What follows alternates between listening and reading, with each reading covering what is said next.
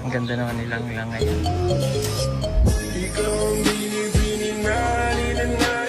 Na si Jun. Baka gusto niyo palang bumili ng t-shirt.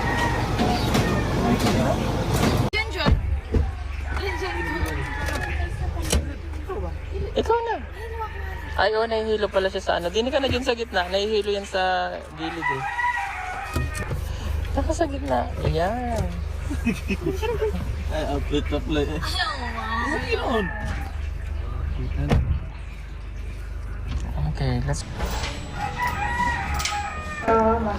So ayan mga kabayan, nandito kami na sa clinic at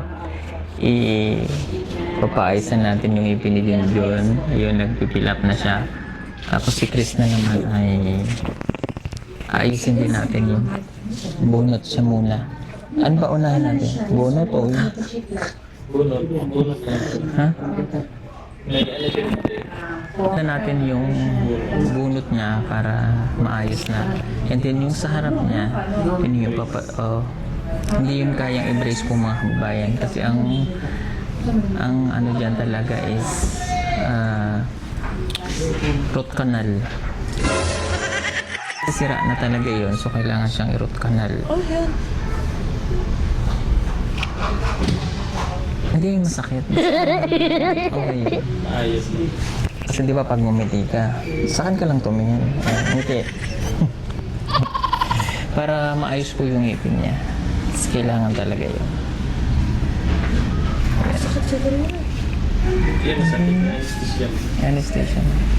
Paunahin muna natin si Junjun na mabunot. Kasi medyo matagal sa akin kasi cleaning ako. Cleaning tsaka pasta. Papasta mo na daw yung dito mo. Maliit pa man yung ano kasi dahil. Kimis daw mo? Ayo, ano, bago lang nalabas. Pirmahan mo na yan. Yan ang katunayan na tayo ay ikakasal na sa West. Sa West muna tayo magpapakasal. Dito, ayun na yung judge.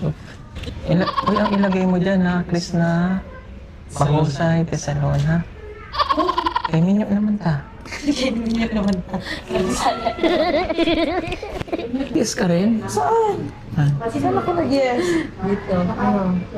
Yan. Nag-yes ka na kagad, di pa tayo tinatanong ng pari. Huwag ka muna mag-yes. Pag sinabi ng pare, ikaw babae, yun tsaka mag-yes.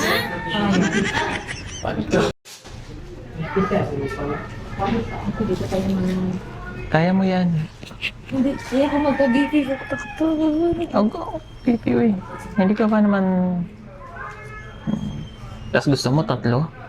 Papalo kaya ko yung para isa na pa. Gusto mo pa tatlo tapos takot ka magpa-BP?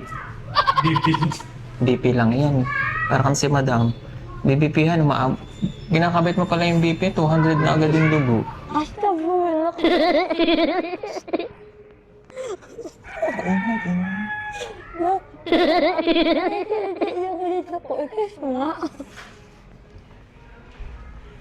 Nakakalasing pala yun.